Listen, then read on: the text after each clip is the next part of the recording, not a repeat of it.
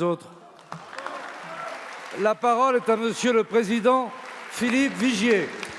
Merci Monsieur le Président. Monsieur le Premier ministre, depuis sa création, le groupe Liberté et Territoires ne cesse de vous alerter sur une triple urgence, une urgence sociale, une urgence écologique, une urgence territoriale. Dimanche dernier, en choisissant de s'abstenir ou en plaçant en tête le Rassemblement national, l'adversaire que le Président de la République avait choisi lui-même, les Françaises et les Français vous ont rappelé que ces urgences se sont aggravées. Leur vote a surtout montré qu'il existait deux France, la France des gagnants de la mondialisation et puis il y a la France des perdants, de ceux qui sont confrontés aux fractures territoriales, aux difficultés sociales, plus que jamais présentes et auxquelles on doit apporter une réponse forte. Le Président a annoncé des décisions à l'issue du grand débat national. Ne vous y trompez pas, Monsieur le Premier ministre, elles sont encore insuffisantes. Vous êtes aux responsabilités et vous devez redonner confiance, réconcilier et travailler main dans la main avec toutes celles et tous ceux qui, sur le terrain, détiennent une partie des résultats, des solutions. Pour cela, ce dont la France a besoin, ce n'est pas d'un calcul tactique pour installer un duel entre Emmanuel Macron et Marine Le Pen, qui constitue à nos yeux un jeu dangereux pour notre démocratie. Non, ce dont la France a besoin, c'est que le Président de la République et le gouvernement assument un véritable virage social, virage écologique et territorial. Alors, Monsieur le Premier ministre, êtes-vous prêt, en accélérant et en amplifiant les mesures de soutien au pouvoir d'achat annoncées par le Président, y êtes-vous prêt en lançant une politique écologique concrète, assumée, ambitieuse, partagée par nos concitoyens? Y êtes-vous prêt enfin, en faisant confiance aux territoires pour plus de proximité, plus d'efficacité, avec un grand choc de décentralisation et un droit à la différenciation pleinement reconnu. Merci. Merci, Monsieur le Président. La parole est à Monsieur le Premier ministre. Monsieur le Président Vigier, Mesdames et Messieurs les députés, vous m'interrogez, Monsieur le Président, sur la suite.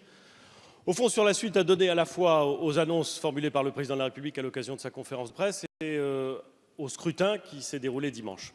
Un mot peut-être pour évoquer le scrutin qui s'est déroulé dimanche.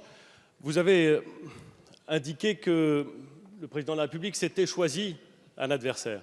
Je me permets de vous faire observer, Monsieur le Président Vigier, qu'il y a plus d'un mois et même plusieurs mois, un certain nombre de responsables de partis qui siègent en général plutôt sur les extrêmes de cette Assemblée, ont indiqué publiquement, et c'était à la fois une stratégie politique et leur choix, ont indiqué que le scrutin des européennes devait être le moment du référendum pour ou contre le Président de la République. Ce n'est pas le Président de la République qui l'a dit.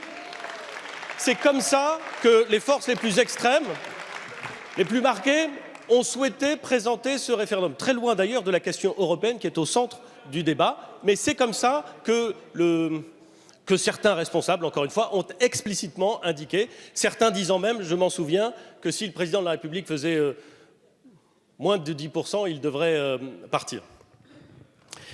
Mais n'en tireront probablement aucune conséquence sur eux-mêmes. J'observe, Monsieur le Président, Vigier, que les Français ont beaucoup voté, qu'ils ont beaucoup voté, que le taux de participation à cette élection est en très forte hausse. Et c'est une excellente nouvelle pour notre démocratie. C'est une excellente nouvelle après le moment que nous avons connu où la contestation parfois violente, où l'expression se redoublait de violence, laissait penser que la légitimité pourrait être ailleurs que dans les urnes, mais dans la rue. Le fait que la participation au scrutin européen ait été beaucoup plus importante que d'habitude est une excellente nouvelle et je crois qu'il faut, sur tous les bancs de cet hémicycle, la saluer et s'en féliciter. Et permettez-moi, pardon si je suis un peu long, mais permettez-moi, Monsieur le Président, de remercier et de dire le rôle essentiel que jouent dans notre démocratie tous ceux qui, dimanche dernier, les maires, les élus municipaux, mais au-delà, nos concitoyens, qui, pendant la journée, ont tenu des bureaux de vote, ont procédé à tout ce travail. C'est un acte discret peut-être, mais essentiel dans une démocratie. Et je crois que là encore, tous ici, nous pouvons les remercier pour leur engagement et leur dire que cet effort n'est pas vain, au contraire. Alors vous m'interrogez, Monsieur le Président, sur la suite, sur ce que nous allons faire.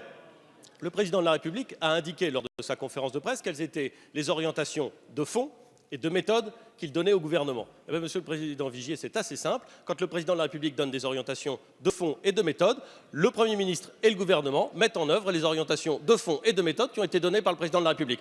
C'est pas très compliqué, mais on va faire comme ça. On va faire comme ça dans tous les domaines, c'est-à-dire en mettant davantage de ressources, en mettant davantage d'attention, en mettant davantage de consultation pour faire en sorte que la politique que nous mettons en œuvre soit plus adaptée à chaque territoire, soit plus efficace dans sa définition et dans les instruments qu'elle met en œuvre. C'est la raison pour laquelle j'aurai l'occasion dans les semaines qui viennent de rencontrer un très grand nombre de responsables d'associations d'élus locaux, mais de maires, de présidents de conseils départementaux, de présidents de conseils régionaux. C'est la raison pour laquelle j'aurai l'occasion prochainement d'indiquer le calendrier exact de l'ensemble des réformes qui vont se succéder. Vous savez que nous avons pris beaucoup d'engagements, il va falloir les mettre en œuvre, que ce soit en matière de fiscalité locale, que ce soit en matière législative. Nous serons au rendez-vous de l'ambition portée par le Président de la République.